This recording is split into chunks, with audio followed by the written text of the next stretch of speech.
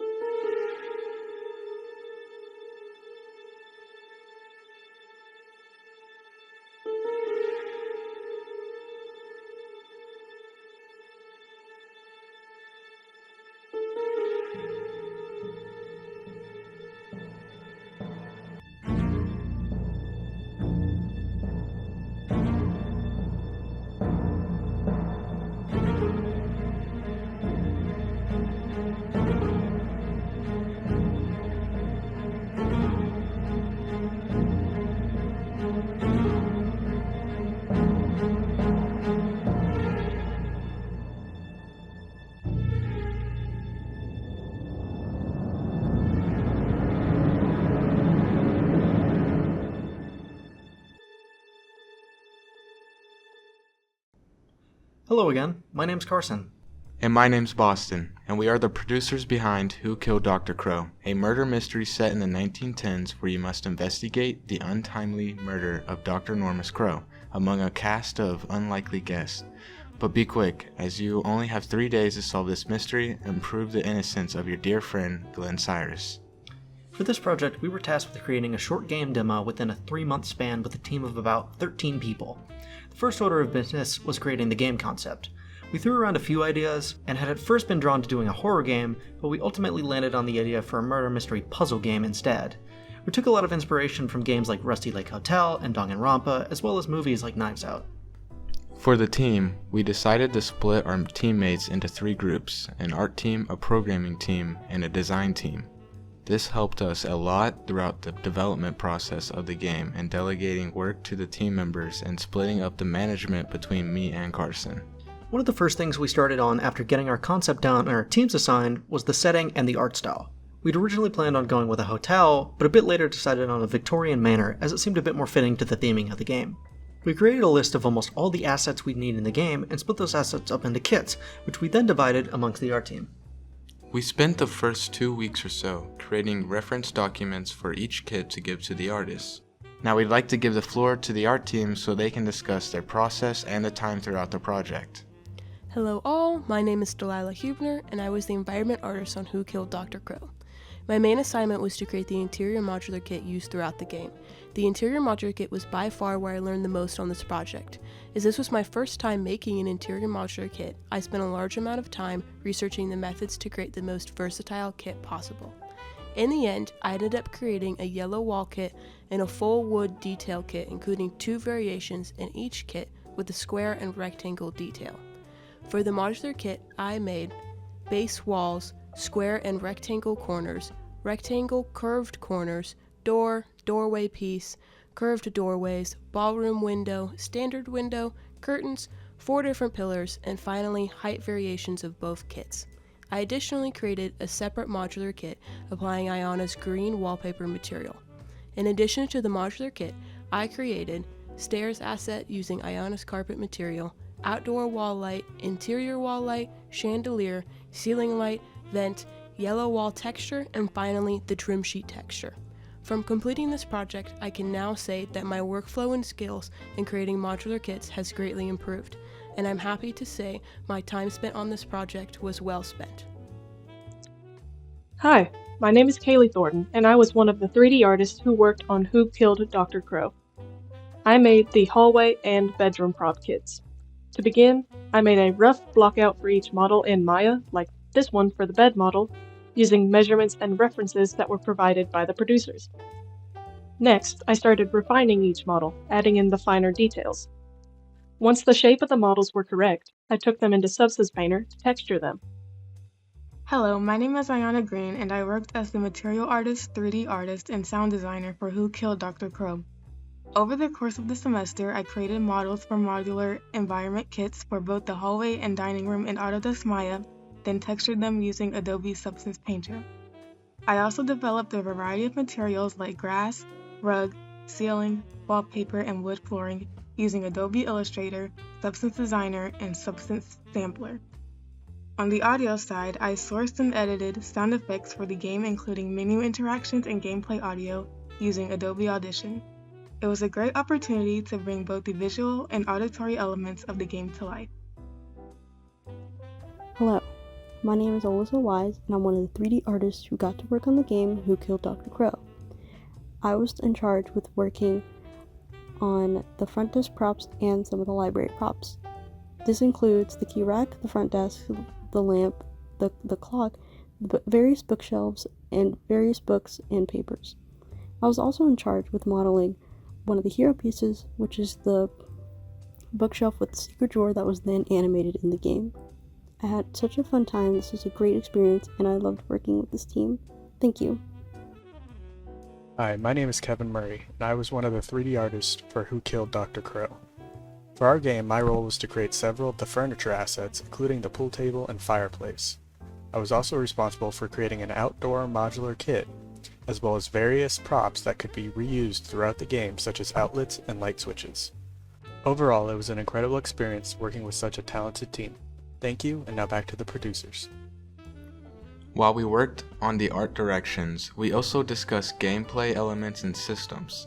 First, for the main gameplay, we decided to go with having branching dialogue systems, which relies on interacting with the characters to reveal or unlock new parts of the story. We wanted to do something that left a lot of the mystery and puzzle solving up to the player, but didn't leave them feeling completely lost. This is how we came up with a notebook system, which marks down important clues or items unlocked throughout the game to help the player navigate the mystery. We also included a map of the manor to help the player keep track of where they have or haven't been. To give sense of the urgency to the story, we decided on including a time system. This time system increments by 1 hour each time a character is interacted with and serves as a way to force the player to choose carefully which actions they make. Once the timer hits 9 p.m., a new day begins, and all the characters' locations are changed. Once we had these systems down and fleshed out, we began work on our game design document. This would help to outline all of our gameplay, keep track of our asset kits, and give everyone on the team a clear understanding of the direction of the game. Throughout this time, I also sat down with our programmers and helped to design UI elements and outline the system requirements. Speaking of, let's hear from our programming team. Hello, I'm Robin Quinton, and I was a system programmer for Who Killed Dr. Crowe. My primary role in this project was to develop the dialogue system that is used throughout the game. It went through several iterations, beginning as a much simpler version of the final product that didn't have the question system and only had one possible dialogue for each NPC, but with feedback from the producers and playtesters, I was able to polish it into what it is now. My primary goal was to make the entire system modular and easy for a level designer or producer to implement, while still having all of the requested features, such as different audio cues and the ability to trigger events throughout the game. While there are a few minor optimizations that I think I could implement, I am very proud of the final result. Hello, I'm Zach, system programmer for Who Killed Dr. Crowe. I worked on making the player controller, the player character, the inputs for the player character, the initial dynamic time system, the moving gesture, and the settings. The player controller was designed from the ground up so that we could implement things like footsteps and other character-specific functions that might cause issues in a pre-made character while keeping it easy to edit and add onto. The dynamic time system was set up so that when it becomes active, it can start at a certain time, so like in our case 9 a.m., and as you interact with NPCs, it would gradually up the time. It would stop once it hits 9 p.m. and it would change the next day. This had to be made in a way where it could easily be integrated with other systems. I got together with Robin for this and we decided what the best way that was, and we found the most optimal solution. The dresser I made has a little button on the side, and it's just so that when you interact with the button on the dresser, it slides over and it can reveal a hidden spot. And the settings I made lets the user change the windowed mode of the game resolution, the volume, and the sensitivity. One thing that helped with the volume and sensitivity was using save states, and these save states would allow the game to save the value that the player put in. Even if they come back to the game, those settings would still be saved. And this also came in handy because using the save state helps the settings talk to the player controller. That way the sensitivity for the player gets changed as it's changed with the settings. And that's about it. Hello, my name is Levi Wexmonski, and I was the UI designer and artist for Who Killed Dr. Crowe. Early on in development, I collaborated closely with the producers to understand what they needed from the game's UI systems, especially the inventory and guest information features. From there, I developed an interactable journal UI that updates based on in-game events and NPC dialogue, helping players track progress and character information throughout their gameplay experience. I also played a key role in shaping the overall UI design, spending time with the producers to come up with a style that matched their vision for the game. We decided to go with an Art Deco style to keep with the game's historical setting and tone. I then helped implement that across all UI elements to ensure a consistent and immersive experience. That is all for me. Take it away, Boston and Carson. Thanks, Levi. Our next biggest step was designing our level. We worked very closely with our design team to make sure our level fit well with the overall feel of our game and was easy and appealing for the player to navigate. For the design side of the game, I was responsible for the level design as my main role. When I first started the project, I was initially planning to make a level for a horror game, as that was our original game concept. After we switched to a murder mystery game, I started getting as much reference as possible when it comes to gameplay loop, game aesthetics, and overall atmosphere for the level. I then created the first plans for the level that we know today. Through multiple iterations, we refined the design to be more engaging and immersive. In addition to level design, I also served as the team's environmental artist, focusing on decorating the space and bringing the environment to life. I was responsible for implementing the game assets and ensuring they function properly within the engine. Now, let's give it over to our other members on the design team. Hi, my name is Connor Caneville, and I was in charge of level design and some material work for Who Killed Dr. Crowe. The game was originally a psychological horror game by the name of Whispers in the Walls. This concept involved the main character ending up at a cursed hotel while investigating the disappearance of his wife. The characters within this game are 2D sprites while the world is 3D. I made progress on a blockout for this game concept, including early prototyping for a section that involves the interior courtyard growing into an unnaturally large space within the hotel. A couple of weeks into the project, the concept for the game changed. The 2D character designs and hotel setting stayed the same, allowing for a smooth transition. The programming and modeling that had already been done were almost untouched. Boston quickly made the initial 2D design, which I digitized, added to, and began blockout. We both worked on the transition from blockout to art assets, and it is around this time that the first major lighting pass was made. The addition of lighting made my work easier, as it made visuals within the editor clearer. A couple of weeks later, a new iteration on the level design was called for. The level design was too symmetrical, and the rooms were not distinct enough to be told from one another at first glance, even when props were included. The addition of new models around this time, including arches and curved corner pieces, allowed for better use of shape language and foreshadowing. As for my material work, I used a program called Material Maker to make a few separate materials for the team. I made both the ballroom tiles and exterior bricks this way. I also made a set of emission maps for some of the interior lights to give off the effect of subsurface scattering without requiring us to transition to using substrate. Hello, my name is Elijah Welch, and I'm the lighting artist for Who Killed Dr. Crowe.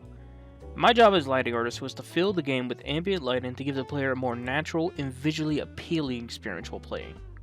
Talking in depth with producers to help gather reference for the lighting feel and the time period itself, as well as talking with level designers to design a layout to be able to fill the rooms better without overcrowding my light's radius, as well as multiple conversations discussing with the 3D modeling team to design and blueprint versions of lighting fixtures to place all around the level itself to be able to light the rooms realistically. I'm incredibly grateful to have been able to work with so many talented people in the development of this game, as well as the producers that have helped me throughout the entire process. Thank you. What is going on, guys? I am Tim Almond. I am the VFX artist for Who Killed Dr. Crowe. And for this murder mystery game, I created a dynamic thunderstorm using Unreal Engine 5 to set the perfect ominous tone. The storm features a volumetric clouds that shift and roll across the sky, giving the world a sense of death and movement. I layered in volumetric fog to create a nice moody atmosphere that limits visibility but builds tension. Rain was added with GPU particle systems to make the environment feel alive and immerse. The lightning system flashes sporadically, illuminating the scene in brief, intense bursts. Every visual element works together to enhance the mystery and suspense, keeping players on edge and fully immersed in the world. Once we'd worked with all of our teams on getting them set up, we began to work on one of the biggest parts of the game, the characters and the story. I was fortunate enough to be able to work on the writing for the game. I created the main story of the gameplay, as well as the backstories and designs for each of the characters. This is a super challenging process, as I've never had to create such an intricate world in such a short amount of time, but I was extremely satisfied with how everything came together in the end.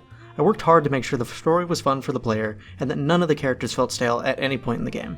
Once we had our story and characters, we needed an artist to bring the characters to life.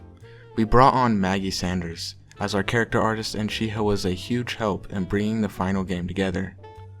Towards the final weeks of the project, we began finishing things up, working on bug testing, optimization, and finally packaging the game. We worked alongside playtesters to improve upon some of the gameplay elements to give the player a more enjoyable experience. And before we knew it, we had a fully completed game. We had our fair share of challenges throughout this project though. As you heard from Connor, we had originally planned on going with a horror game known as The Whispers in the Walls. A couple weeks into development though, we had realized the scope of the project had gotten too much, and without a complete rewrite of the game, we probably wouldn't have been able to finish within the time we'd been given. With a heavy heart, we had to pivot with about 3 weeks into our project. Luckily, with some quick thinking, we came up with a new concept where we could still use every mesh and system we'd designed up until this point. We got the idea to do a murder mystery game. From there, we did face some challenges getting the project back on track to where we were, as this did set us a bit back, but with a short crunch, we were able to bring ourselves back on schedule. Working together on this project was an unforgettable experience for our team. Throughout development, we tackled new challenges, sharpened our skills across every role, and learned what it truly takes to bring a game to life. Every late night, every idea shared, every hurdle overcome brought us to one step closer to the final vision. As we close this chapter, we wanted to invite you behind the scenes to see the passion and hard work that shaped Who Killed Dr. Crowe. We are incredibly proud of what we built and thrilled to finally share it with the world. Who Killed Dr. Crowe is now available for download on itch.io, and we can't wait for you to experience it for yourself. Thank you to everybody who helped out, and to you, the player, for making this game a reality. Take care, and have a good one.